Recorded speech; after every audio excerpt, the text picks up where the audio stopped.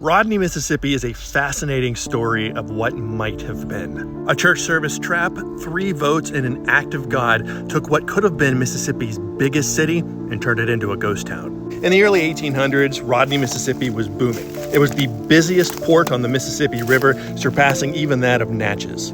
It got its name from Mississippi's territorial judge Thomas Rodney, the judge who presided over Aaron Burr's treason trial. And yes, the same Aaron Burr from Hamilton. In fact, Burr was captured just south of Rodney, and he was accused of trying to start his own independent country. And it's a town with a very rich history. The area was first used by the Natchez tribe as a place to cross the Mississippi River, and it was eventually owned by the French, by the British, and by the Spanish before eventually becoming part of the United States. The population was so booming and the economy there was so strong that Rodney almost became the capital of Mississippi, failing by only 3 votes. Zachary Taylor, the 12th president of the United States, even built a home just south of Rodney. And the town was a leader in technology and innovation at the time, developing one of the first steam-powered cotton gins in history. But misfortune was on the horizon, and the metropolis of Rodney just wasn't meant to be.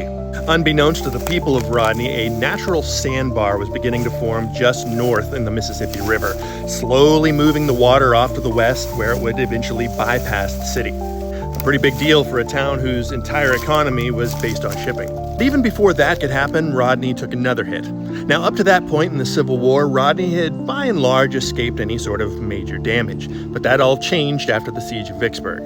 The trouble started when a small Union gunship, which was patrolling the waters near Rodney, stopped by to pick up a few supplies. The pastor of the nearby Presbyterian church swung by the dock, saw the soldiers, and he invited them to join the congregation for the services that day.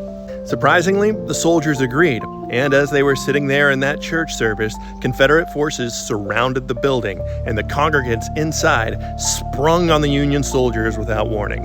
All of them were taken prisoner, and when word reached the gunship, they unleashed on the town, one of the cannonballs even burying itself in the wall of that church where the Union soldiers had been captured. The shelling continued until the Confederate soldiers threatened to unalive their prisoners. And from that point on, Union crews were threatened with court-martials if they went ashore in Confederate territory.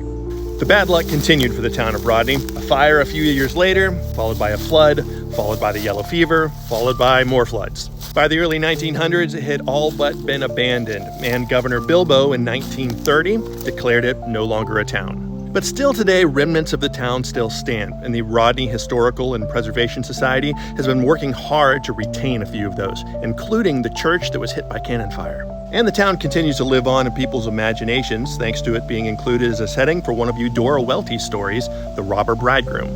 And you can still visit today to see the ghost of what might have been had Rodney survived.